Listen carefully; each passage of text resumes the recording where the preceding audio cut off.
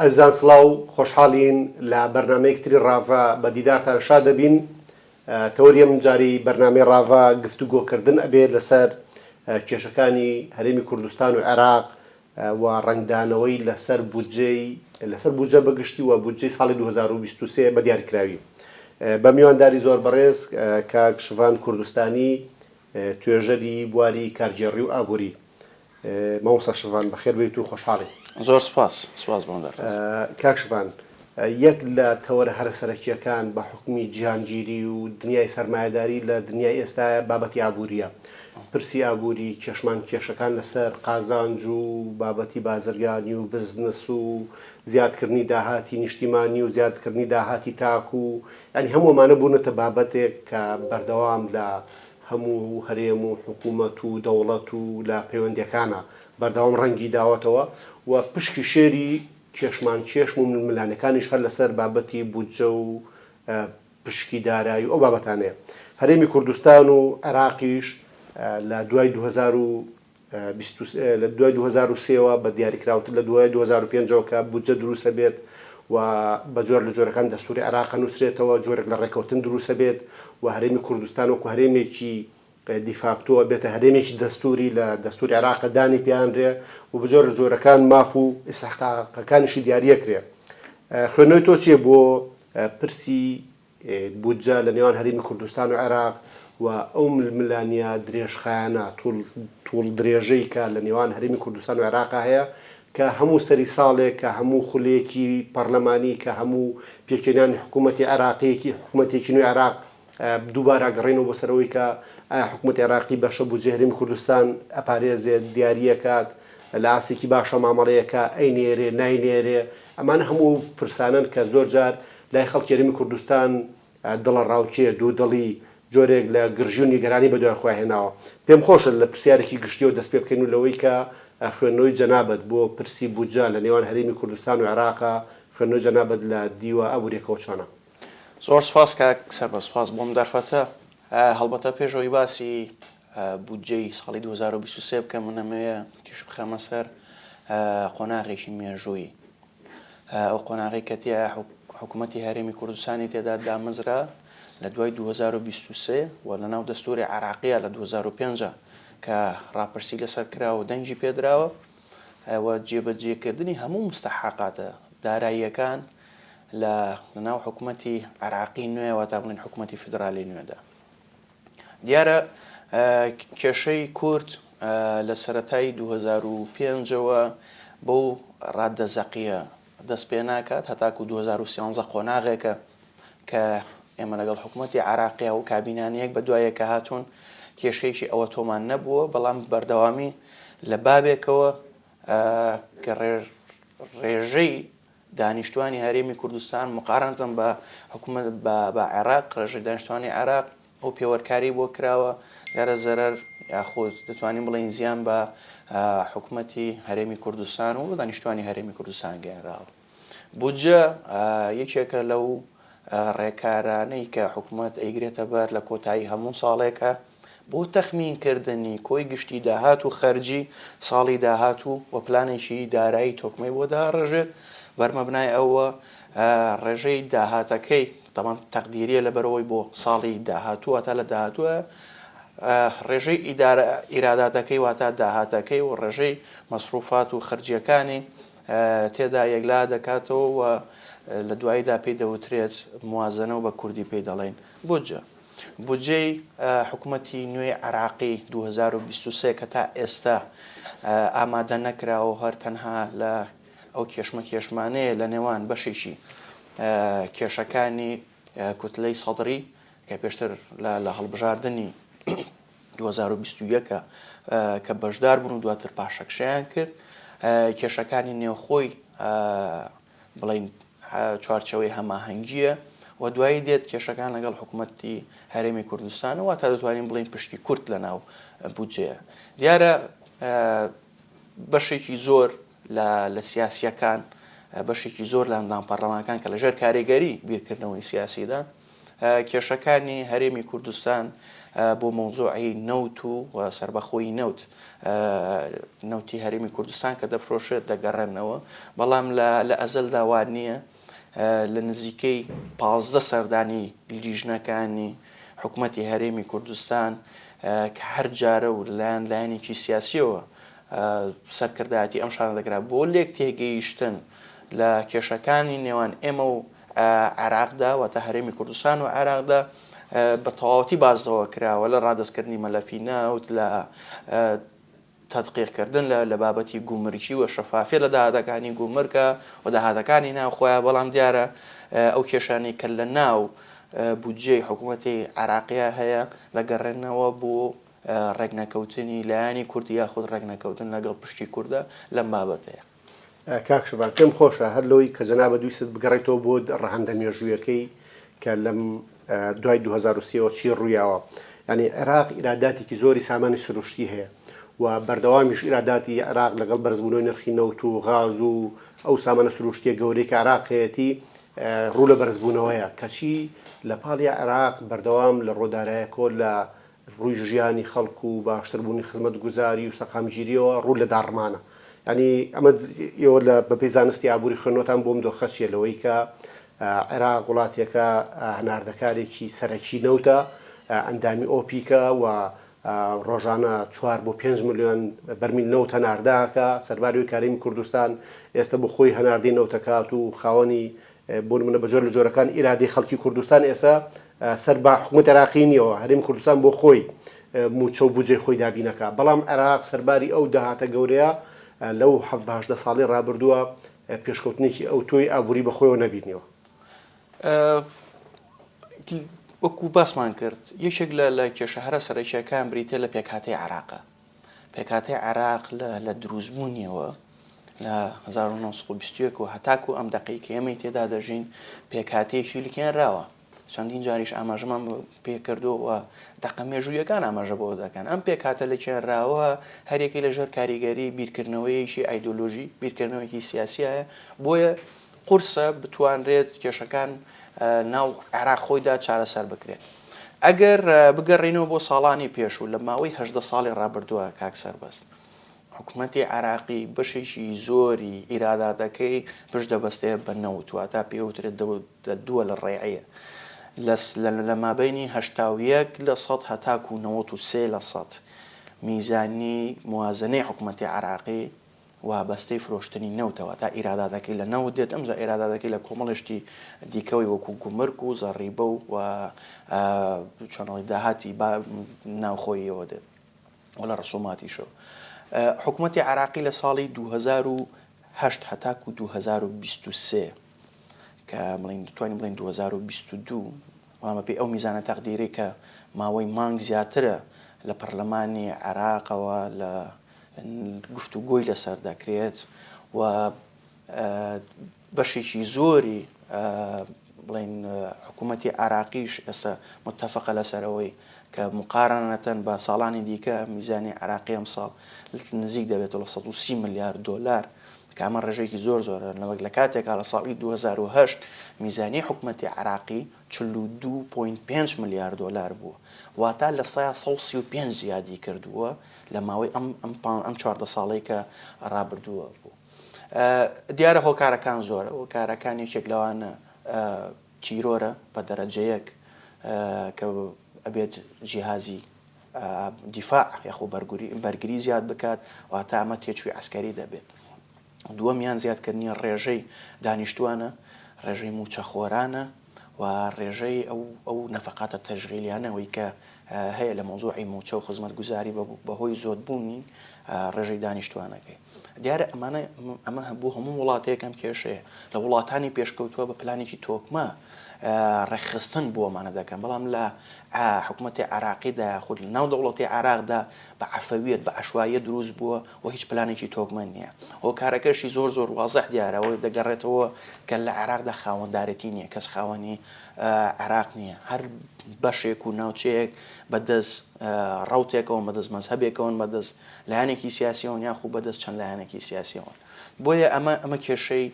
عێراقە کە ناتوانێت لەم کێشانە خۆی دەرباسکە و ناتوانێت متتەفق بێ هەموو ئیتیفاقەکانی ئیتیفاقێکی موسەکەنە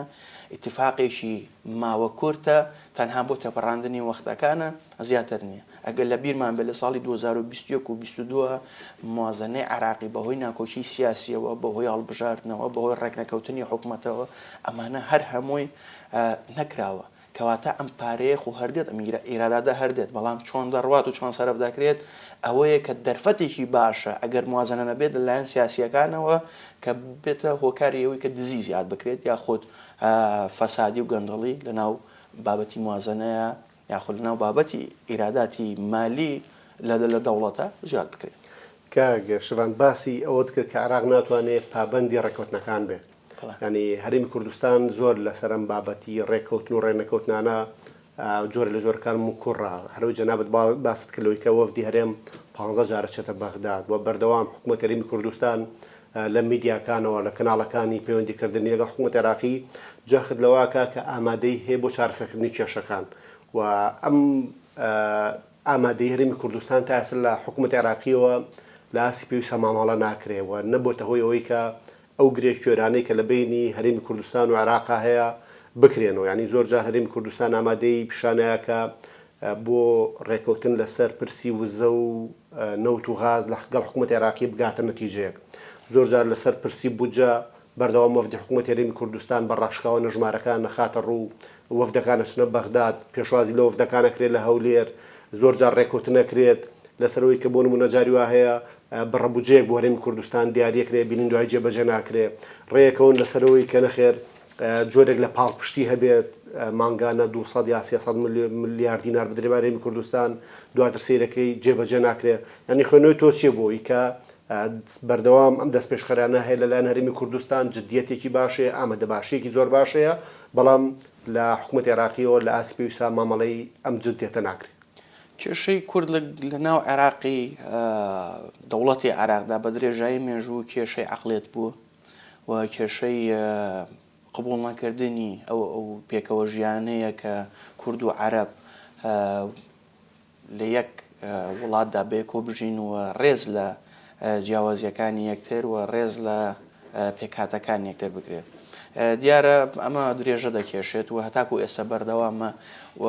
لە ڕووی بە خوێندنەوە بۆ مێژوو هیچ ئومێدێک نییە کە لە داهاتووشدا ئەمە چارەسەری بکرێت هەر بۆیە کورد لە ساڵی 2017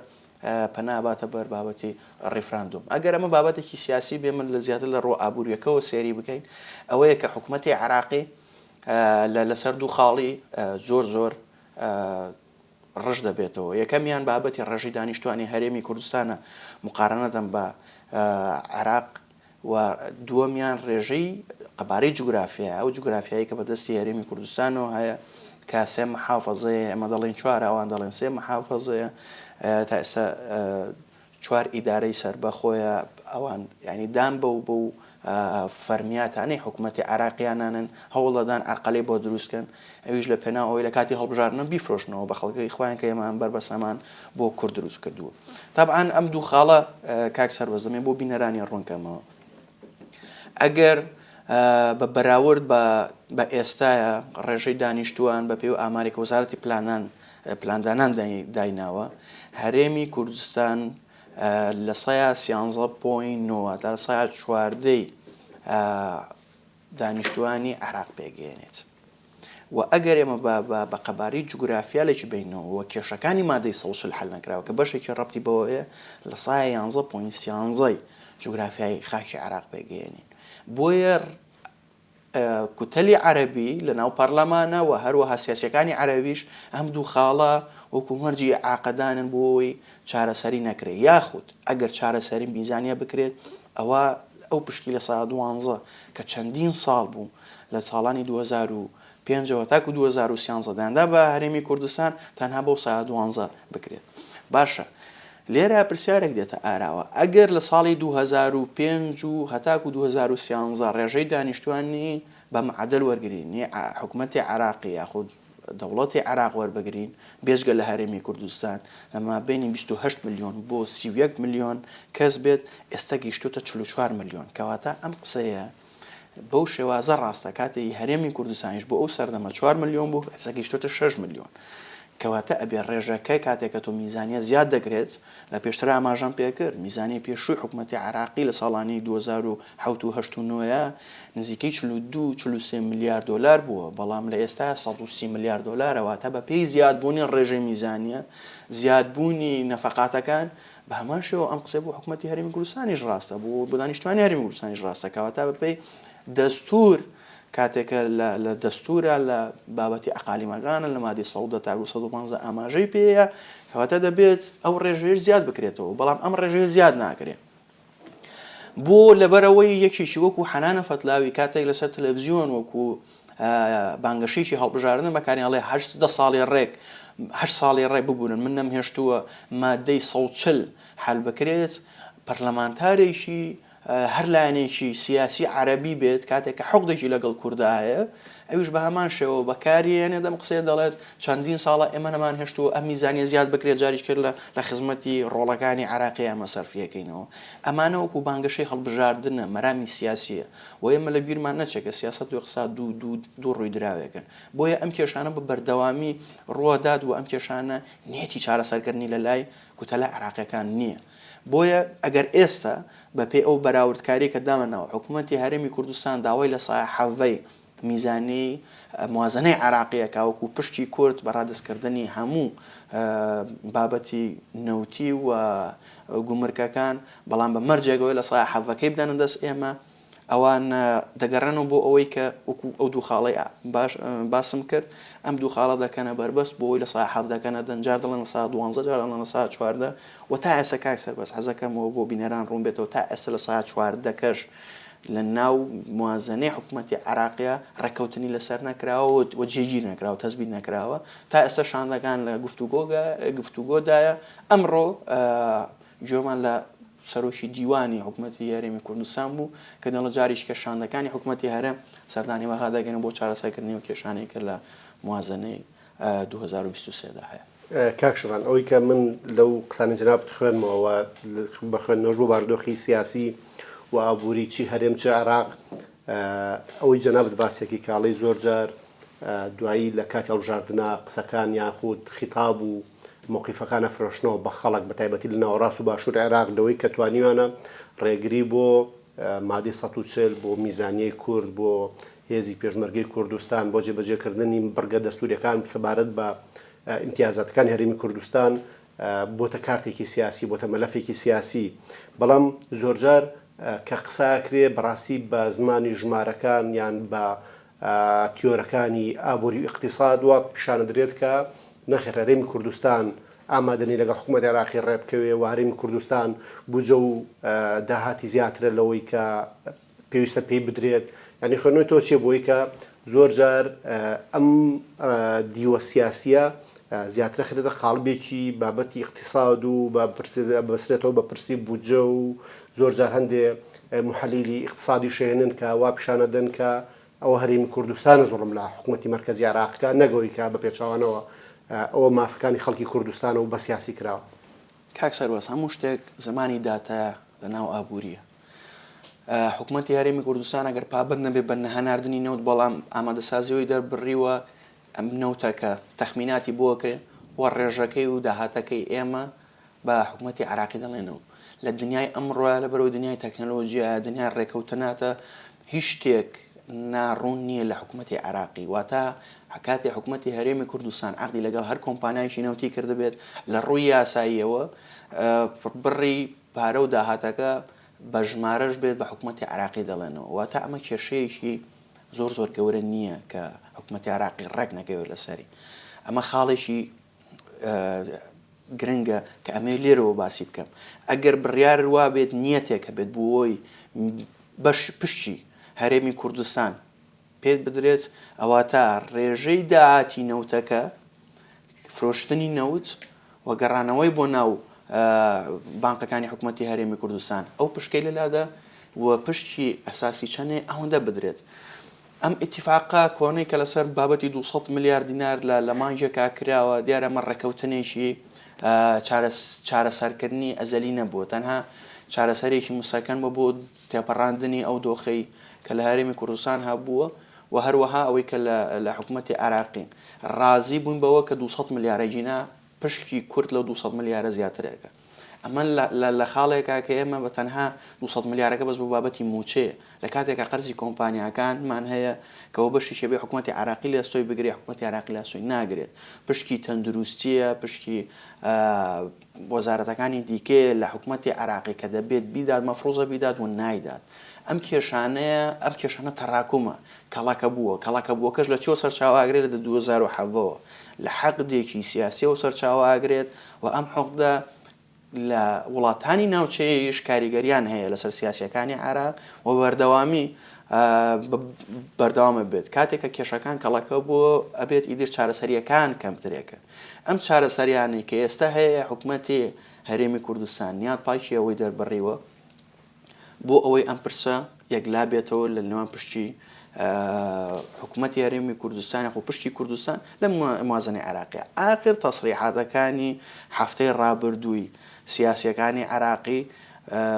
ئەندام پەرلەمانەکانی عراقی لە کوتلە جیاوازەکان دەڵێن کێشەکان بەشێکی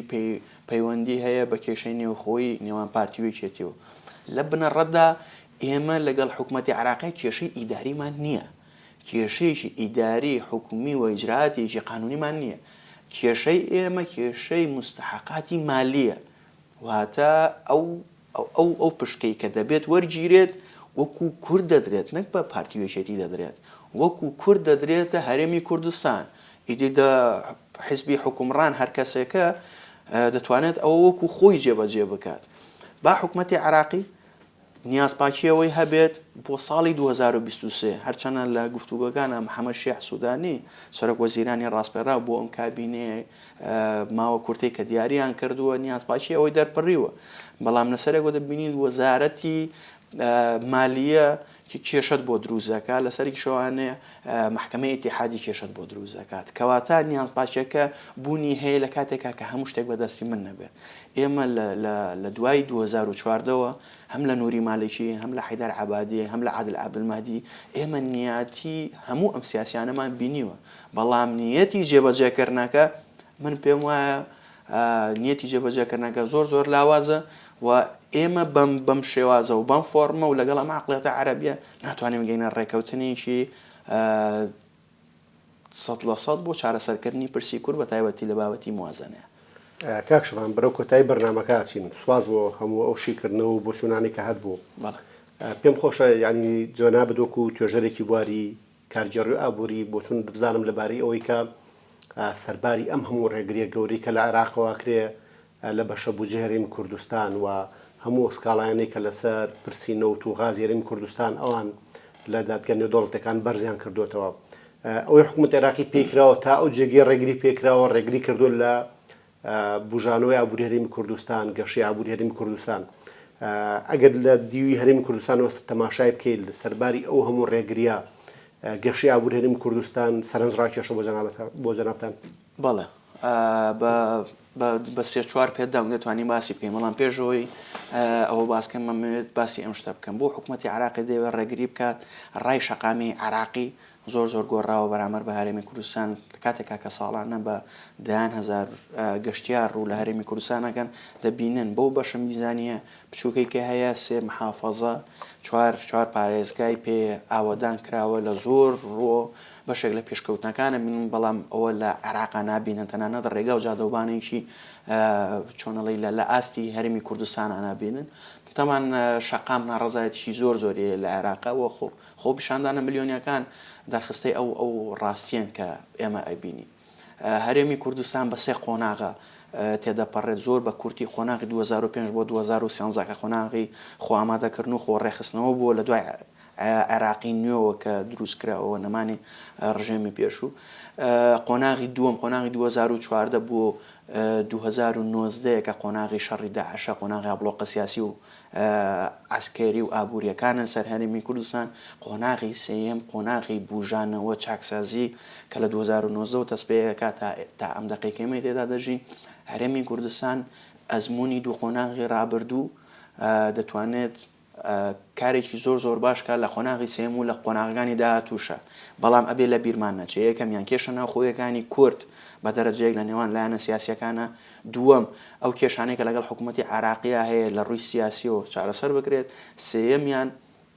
ئێمە لە بیرمان نەچێت جیهان بە بەردەوامی لە گۆڕانکاری نوێدا کاک سەربەست وە کورد دەبێت ئامادەسازی بۆ ئەوەی تیا بێت بەڵام سەرەڕای هەموو ئەو هۆکار سەرەڕای هەموو ئەو ڕێگریانێ کە لە پێشکەوتنی هەرێمی کوردستانە بووە لە ماوەی ڕابردووە من پێم وایە کە ڕۆڵێکی زۆر باشی هەبووە و ڕۆیکی زۆر باشی پیشانداوە کورد تەنها کێشەی جوگرافیایە کە بە درێژای مێشوو باسیەکەن و لە بیریشمان نەچێت ڕۆبەرت بێۆ یەکێکە